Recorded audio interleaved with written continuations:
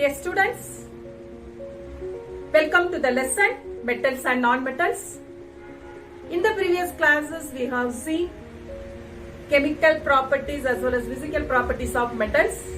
Am I right? Yes.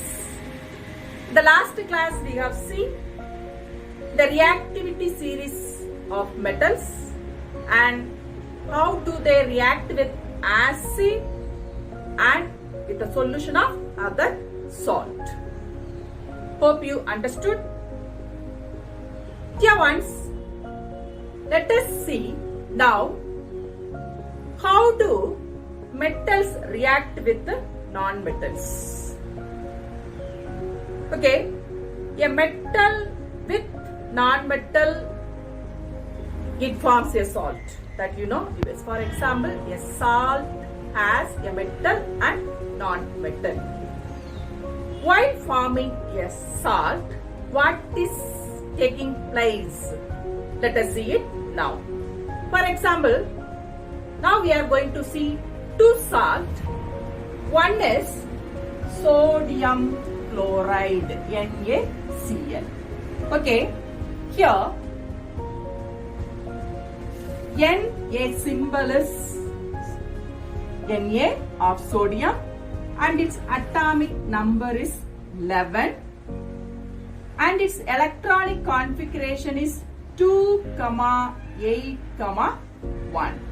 Am I right? So, dear ones, you have to write the first point is sodium is a metal. First point. Second point, its symbol is Na. Third point, its atomic number is 11. Fourth point, its configuration is 2, 8, 1.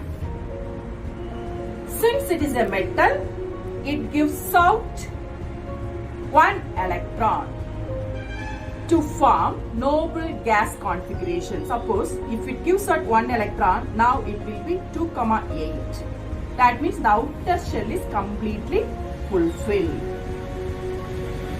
Okay, now what will be the valency of sodium? You know it is +1 and valence electrons also 1. Now, Na, its configuration is 2, 8, 1. It gives out one electron and form Na plus and gives out one electron. The positive ion is formed. You know there are two types of ions. One is positive ion and negative ion. Positive ion is denoted as the symbol plus, negative is minus. Now let us see what about chlorine. The step for writing the chlorine. Chlorine is a non-metal, symbol is Cl. Its atomic number is 17. The next point, its configuration is 2, 8, 7 and its valence electrons is 7 but its valency is -1. Okay, the next step, since it is a non-metal, it gains one electron to form Cl minus ion. That means negative ion or anion. Okay, what is happening? Now let us see that one. In sodium outer shell there is one electron and for chlorine outer shell 7 electron and it gives one electron to chlorine and now it forms NaCl. First it forms Na plus and Cl minus, then it gives NaCl. Okay, dear ones, since they are oppositely charged, Na is plus, Cl is minus, since they are oppositely charged, they attract each other with strong electrostatic force of attraction to form a salt called NaCl. Here, the bond formed between a metal and non-metal is called ionic bond. Okay, the bond formed between a metal and non-metal is called ionic bond. The compounds which are formed by ionic bond is called ionic compound. So sodium chloride is an ionic compound. Hope you understood. Now let us see it with another example of magnesium chloride. Okay, magnesium chloride formula is MgCl2. Here also the first step you have to write magnesium is a metal and its symbol is Mg. Atomic number is 12 and its configuration is 2,8,2. Then next step, its valency is 2 and valence electrons also 2. Since it is a metal, it gives out 2 electrons because in its outer shell 2 electrons are there and to form Mg2 plus gives out 2 electron. Okay, the next one about chlorine. Chlorine is a non-metal, symbol is Cl and its atomic number is 17, configuration is 2,8,7 and its valency is -1. Valence electrons are 7. Since it is a non-metal, it gains electron and form anion, that means negative ions. Okay, now let us see the electron dot structure. It has 2 electrons in its outer shell and 2 chlorine atom. That means 1 magnesium atom react with 2 chlorine atom. That means it gives 1 electron to 1 chlorine atom and another electron to another chlorine atom and it forms Mg2 plus and 2Cl minus. Then it forms MgCl2. Okay, both are oppositely charged, so they attract each other due to strong force of attraction between them to form a bond is called ionic bond. Now magnesium chloride is one of the example for ionic compound.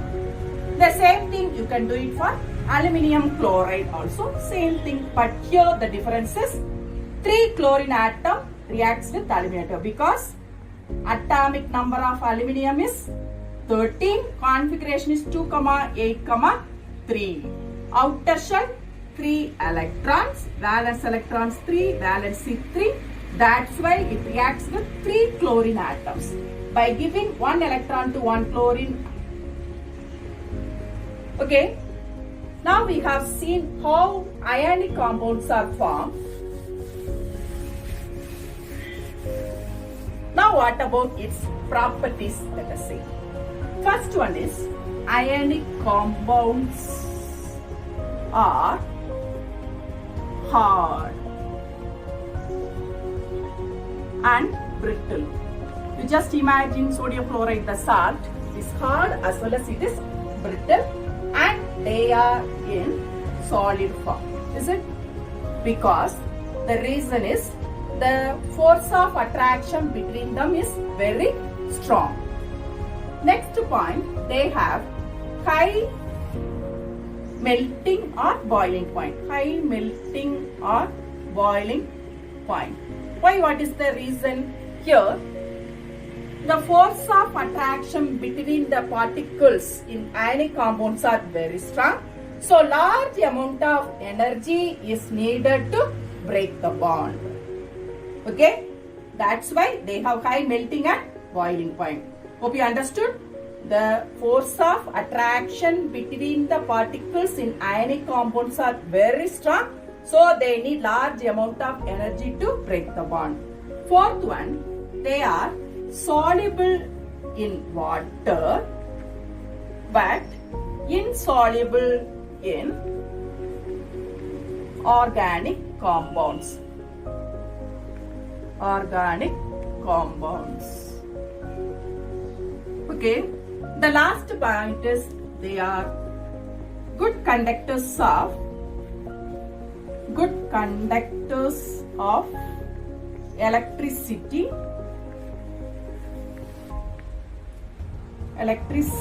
in aqueous state or in molten state. It will not conduct electricity in its solid form because in aqueous state they are existing in the form of ions. For example, when it is dissolved in water, the sodium chloride, when it is dissolved in water, it is changed into in the form of Na plus and Cl minus ion. So the electricity will be conducted only when the electrolyte are in the form of ionic. That already we have seen in the last chapter.